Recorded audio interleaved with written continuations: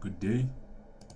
Today I'm gonna be discussing Chapter 9, Connecting to an API to Persist Data. And I'm here with my navigator, Lindo. Hi everyone, I'll be navigating this session. Cool.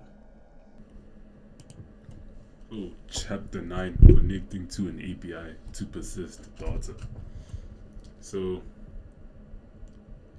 yeah, in this chapter, we connected to an API to enable persistency in create, read, update, and delete to-dos. So working with a to-do list, collecting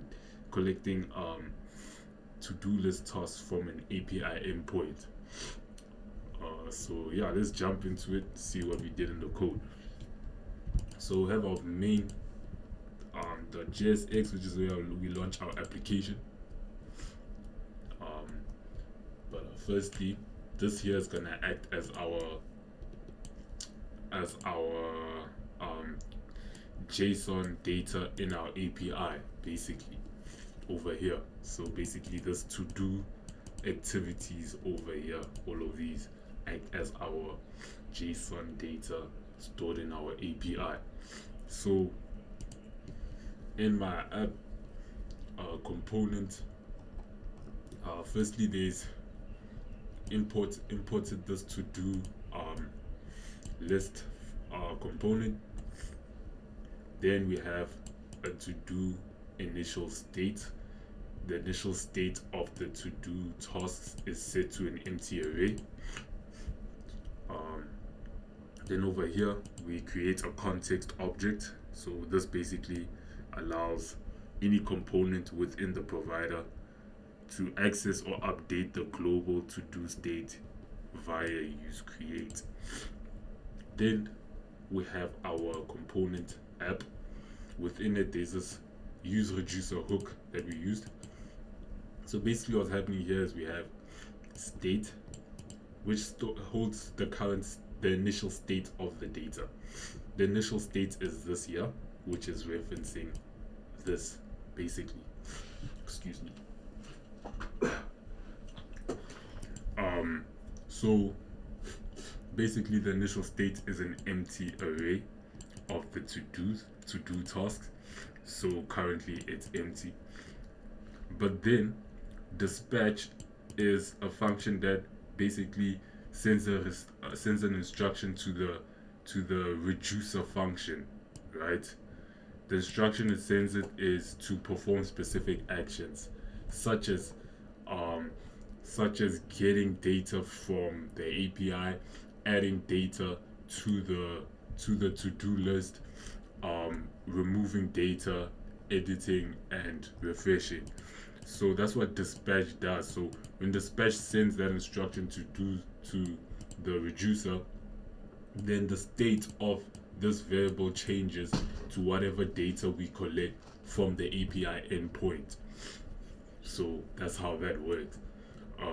Then we have a return where here we basically making the state and the dispatch available to other components to use in order to update and read the current state and update it.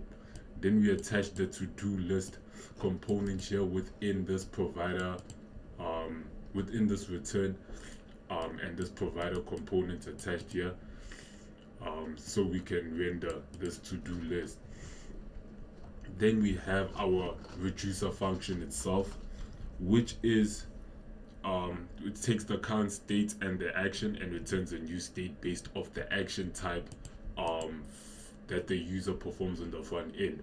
So basically, when the initial state is set to an empty array or to whatever is set to, when we add specific data that comes from the API endpoint that we're collecting data from, when we add it to the to-do list, then this case runs true. And then there's also the action to delete, to edit, and to refresh. Um, then in our to-do list component over here, we have imported use API um, component and Axios to work with collecting data from our API endpoint. So here's our to-do list component.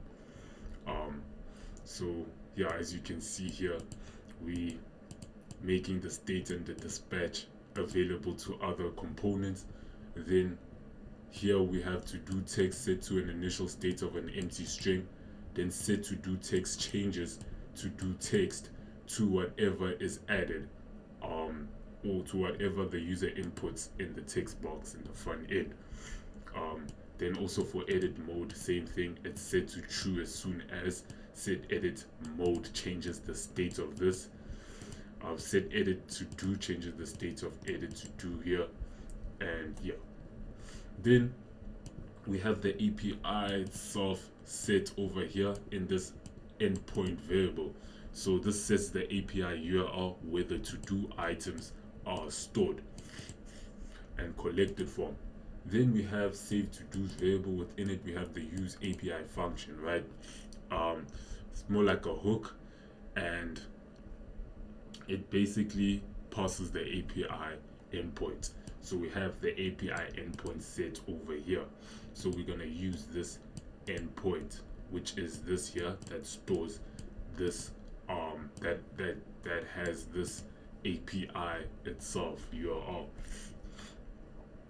And then dispatch function to call to perform specific actions in the reducer, such as get. But yeah, let's see how this API endpoint and the use API function work within our use API component. So in our use API component over here, we basically have the use API function over here, and basically within it is an arrow function with this hook, with the use state hook. So basically we have data, which holds the current state of the data, which is an empty array. Then set data is going to change the state of the data based off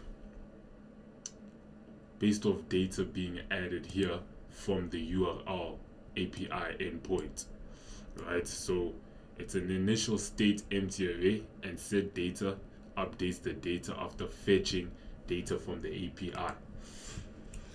Then within this user effect hook, basically we're calling data when the component is mounted. How we do that is we use the get data function that is called, and it performs the actual API request itself.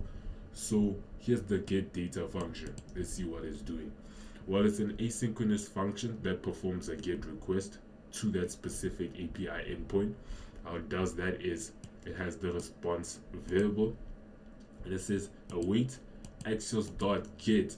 So it uses the get method to get data from it gets the endpoint itself. And you know that the endpoint has the to do tasks in that API URL. So when we use set data, right after that data is fetched using get, when we use set data, we basically changing the state of data, which is an empty array. We're changing it to whatever we get from the endpoint. So we have response.data. So the response.data, which contains the actual list of to-dos or other content, is saved into the data state using set data. Then we return data, and that's basically how collecting data from the API endpoint and adding it to our to-do list basically works. Cool.